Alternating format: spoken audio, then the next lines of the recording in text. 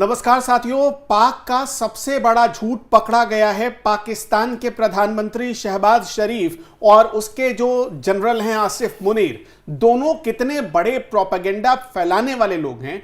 आज हम इसका एक सबूत आपको दिखाते हैं और क्यों ये लोग मोदी के सामने ट्रंप के जरिए गड़गड़ा रहे थे उसका भी आपको प्रमाण दिखाने जा रहे हैं।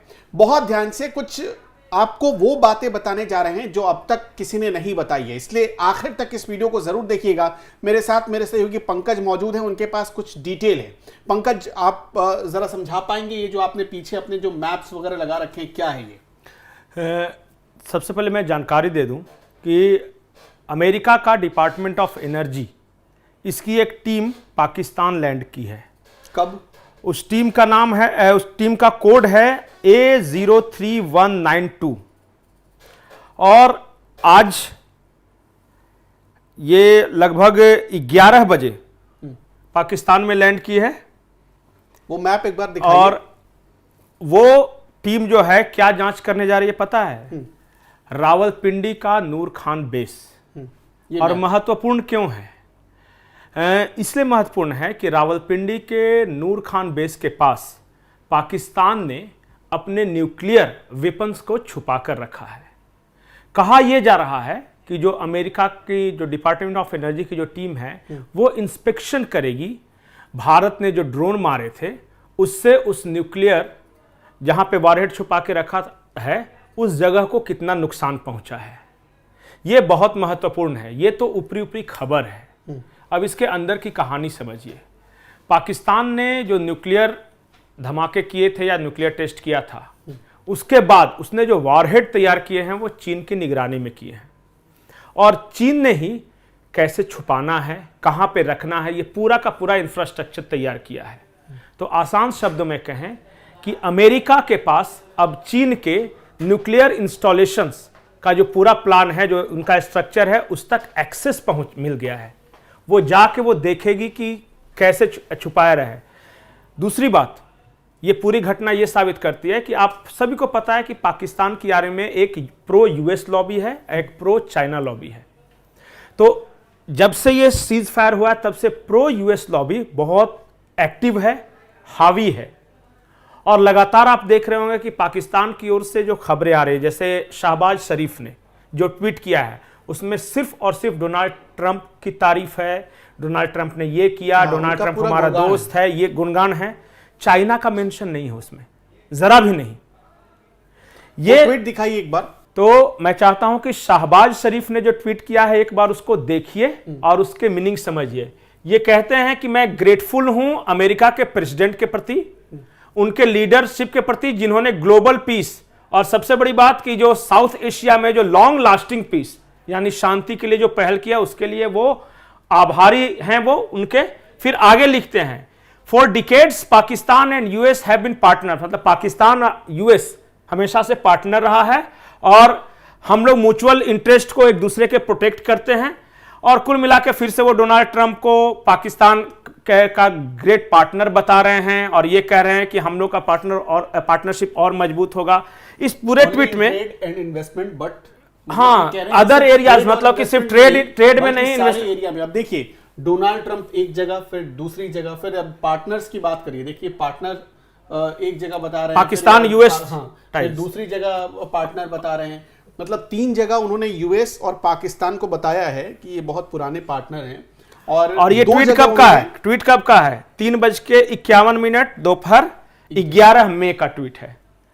मैं जो बताने की कोशिश कर रहा हूं और उसके बाद जो कहानी बताऊंगा वो ये कि पाकिस्तान चाइना के चंगुल से निकलकर कैसे अमेरिका के चंगुल में फंस गया, उसकी पूरी कहानी है ये। और कैसे पाकिस्तानी एस्टेब्लिशमेंट, जिसको पाकिस्तानी आर्मी कहते हैं, वहां प्रो यूएस लॉबी जो है वो इस वक्त डोमिनेंट है। और इसका नतीजा आप देखें कि अगले कुछ दिनों में पाकिस्तानी एस्टेब्लिशमेंट यानी पाकिस्तानी आर्मी के हिरार्की में कुछ बदलाव होंगे।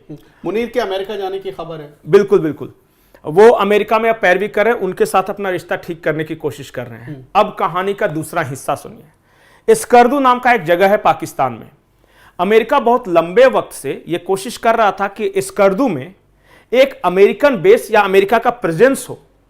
स्कर्दू आप जब मैप में देखेंगे तो बिल्कुल अफगानिस्तान और चाइना के बॉर्डर पे वो जगह है, और वहां अमेरिका चाहता था कि हमारा जो फुटप्रिंट्स है जिसके कारण हम चाइना पे नजर रख सकें। खबर यह है कि पाकिस्तान उसके लिए राजी हो गया है, और राजी किस एवज में हुआ है? पाकिस्तान को जो कर्ज दिया गया आईएमएफ से, एक तरह से वो ब्राइबिंग था, जो पाकिस्तान को वो दिया गया है। हर किसी को पता है कि आईएमएफ नहीं है, उसके पीछे अमेरिका है। तो 1 मिलियन उसको मिलना था और 1.5 और दिया गया। इसके एवज में पाकिस्तान ने अमेरिका को अलाउ किया है कि स्कर्दू में आप अपने फुटप्रिंट्स रख सकते हैं। दूसरी कहानी। तीसरी कहानी यह है कि पाकिस्तान का जो पॉलिटिकल एस्टेब्लिशमेंट है इस वक्त जो भी सत्ता में है, वो चाइना से बचने की कोशिश कर रहे हैं और वो अमेरिका की तारीफ कर रहे हैं हमेशा। मुझे लगता है कि इमरान खान जब प्रधानमंत्री थे पाकिस्तान के, उस वक्त इमरान खान पर एक जबरदस्त यही पीएमएलएन ने लगाया था, जो इस वक्त सरकार कि अमेरिका के एजेंट के रूप में काम कर रहे हैं। अमेरिका के एजेंट है। अब देखिए, बीच में चीन से दोस्ती बढ़ी इनकी, और चीन से ऐसी वैसी दोस्ती नहीं बढ़ी। चीन ने तो सीपीईसी के साथ साथ इनका जो पोर्ट है वो भी ले लिया।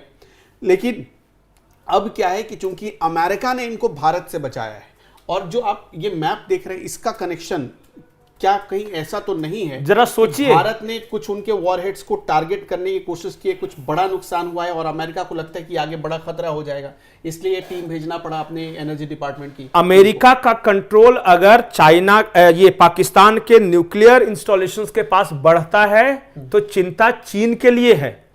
पाकिस्तान तो कभी इस ग्रुप में कभी उस ग्रुप, देखिए पाकिस्तान के लिए सिर्फ डॉलर्स मायने रखते हैं, रिश्ते मायने नहीं रखते। जो उन्हें भीख देगा वो उनके साथ है। आज अगर सऊदी अरब कहे कि हम तुम्हें पैसे देने जा रहे हैं तो ये सारा क्रेडिट सऊदी अरब को दे देंगे, ऐसा देश है वो।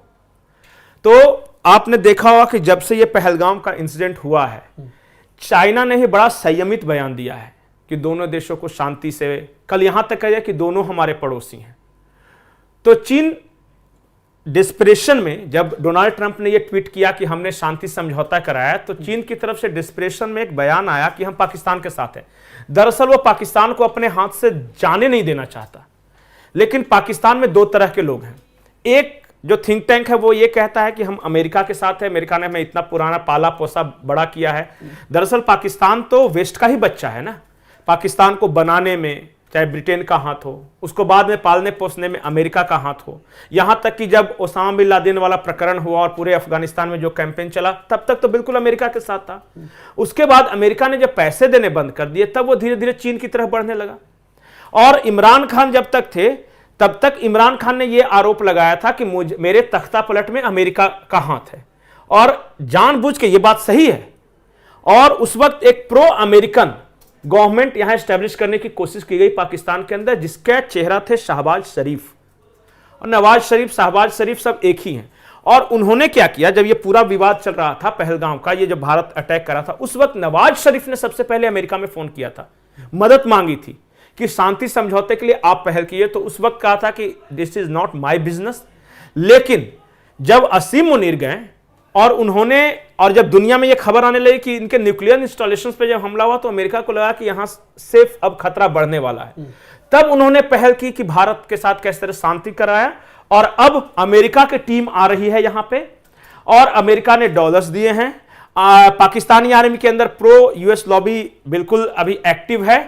कुल मिलाके ये एक बड़ा वॉर गेम था, जिसमें पाकिस्तान को चाइना से निकालकर अमेरिका के तरफ ले जाने की ये पूरी तरह बात थी। और धीरे धीरे आप देखिएगा जो टोन होगा वहां के नेताओं का या वहां के एस्टेब्लिशमेंट का, आसिम मुनीर का जो टोन होगा, वो सब अब प्रो अमेरिकन टोन होगा। अच्छा। चाइना के बारे में बुराई नहीं करेंगे, लेकिन या तो कम बोलेंगे या बोलेंगे ही नहीं। मैं मतलब अपने दर्शकों को एक लाइन में बस समझाने की कोशिश करता हूं। जो चाइना कल शाम में ये कह रहा था कि वो पाकिस्तान के साथ खुलकर खड़ा है, उस चाइना के बारे में, उस चाइना को एक शब्द भी बधाई नहीं दी शहबाज शरीफ ने। और सबसे बड़ी बात है ना कि चीन ने ये तब क्यों कहा जब सीज फायर की घोषणा हो गई। चीन चाहता तो पहले भी कह सकता था, लेकिन चूंकि सीज फायर की घोषणा हो गई, ट्रंप ने ट्वीट कर दिया और चाइना को लगा कि सारा लाइमलाइट तो अब तो अमेरिका के पास है, और वहां से ये सारा खेल शुरू हुआ है। अभी आगे देखते जाइए। अमेरिका या वेस्ट की चिंता सिर्फ एक है कि चीन का जो पाकिस्तान का न्यूक्लियर आर्मामेंट है वो ईरान के हाथ न लग जाए या फिर वो आतंकवादियों के हाथ न लग जाए, चिंता वहां पे है। और इसी वजह से बड़े लंबे अरसे से अमेरिका ये कोशिश कर रहा था कि किसी तरह हमारा एक्सेस जो है वो पाकिस्तान के न्यूक्लियर वारहेड्स तक हो। अब इस पूरे प्रकरण ने अमेरिका को वो एक मौका दिया है और वहां चले गए। और फिर तो जान ही रहे हैं ना कि पाकिस्तान किस तरह का देश है। मैंने बताया है कि पाकिस्तान की सिर्फ एक पॉलिसी है, वो उसका जो प्रधानमंत्री है साल भर में 6 महीने वो दुनिया के अलग अलग देशों में घूमता है पैसे मांगने के लिए। जैसे सऊदी अरब चला गया, सऊदी अरब कह दिया कि हम तुम्हें भीख नहीं देंगे, बोला तुम नहीं दोगे चाइना देगा, चाइना के पास पहुंच गया। चाइना ने अगर मना किया तो अमेरिका के पास पहुंच गया। मतलब एक सूत्री कार्यक्रम है कहीं ना कहीं से भीख लेना। और जो जिस बात को हम कर्ज समझते हैं, पाकिस्तान उसे कर्ज मानता ही नहीं, वो उसे इनकम समझता है। नहीं, इनकम समझता है वो कि चलो यहां से ये कर्ज मिल गया तो ये मेरा इनकम हो गया, और चुकाना तो है नहीं। अब देखिए, अब मैं आखिरी और गहरी बात की ओर आ रहा हूं। चाइना का बहुत बड़ा इन्वेस्टमेंट है सीपीसी। सीपीसी अभी बिल्कुल हॉल्ट पे है, और ये पूरा जो स्कर्दू इलाका है वहीं से ओरिजिनेट होता है पाकिस्तान का सीपीसी, और उसके बाद डेरा इस्माइल खान की तरफ जाता है, और उसके बाद बलूचिस्तान में जाता है, और फिर वो जाके ग्वादर पोर्ट में जाके खत्म हो जाता है। जब मेन पॉइंट जहां से शुरू होता है वहां अगर अमेरिका का फुटप्रिंट्स हो, और जिन जिन इलाकों से शुरू होता है वहां पे अगर अमेरिका का वॉच हो, तो ये चिंता की बात किसके लिए है? चीन के लिए है। चीन के लिए बिल्कुल। बिल्कुल। ये गेम क्या चल रहा है दुनिया में, एक तरफ रशिया, चाइना और ईरान कुछ हद तक, और दूसरी तरफ अमेरिका है, इजराइल है। और इसी तरह एक बाइडेन ने भारत को एक प्रपोजल दिया था, India, middle east, Israel, Europe economic corridor, वो इसी सीपीसी के पैरेलल में खड़ा किया जाना था। तो उसको हॉल्ट करेंगे, रोक दिया, यहां काम आगे बढ़ेगा। चाइना ने भी कोशिश की। ये जो पूरा हमास वाला प्रकरण हुआ, वो देखिएगा कि जहां जहां ये ताजा लड़ाइयां छिड़ी हैं वो सब वो इलाके हैं जहां India middle east economic corridor गुजरना है। चाहे वो हाइफा पोर्ट इजराइल का हो या फिर भारत हो, भारत को भी इंगेज करने की कोशिश की गई थी। ये बात, ये छोटा सा ये नहीं था कि भारत और पाकिस्तान के बीच से, ये बड़े वर्ल्ड लेवल पे एक बड़ा गेम चल रहा है, उसका एक हिस्सा था। पाकिस्तान अब चंगुल में फंस चुका है। पाकिस्तान अब धीरे धीरे अमेरिका के हाथ में है। अच्छा, हमने एक खबर आपको ये दिखाई थी जिसमें जेडी वांस और मार्को रूबियो ने क्यों इंटरेस्ट लिया था मीडिएशन करने के लिए पाकिस्तान के कॉल पर।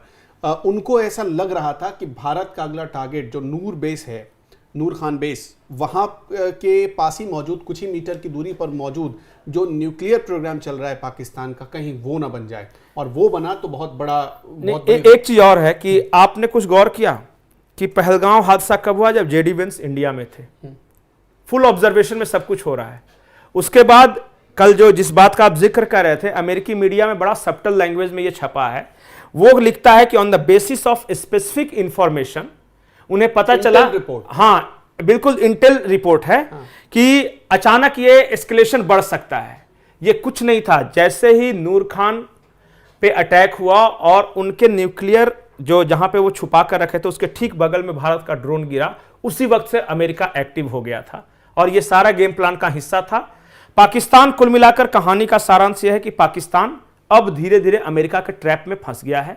और शहबाज शरीफ का ट्वीट से लेकर पाकिस्तान के जितने, चाहे उनका विदेश मंत्री इशाक डार हो या असीम मुनीर हो, उनके बयान देखिए, उनके ट्वीट्स देखिए, सब प्रो अमेरिका।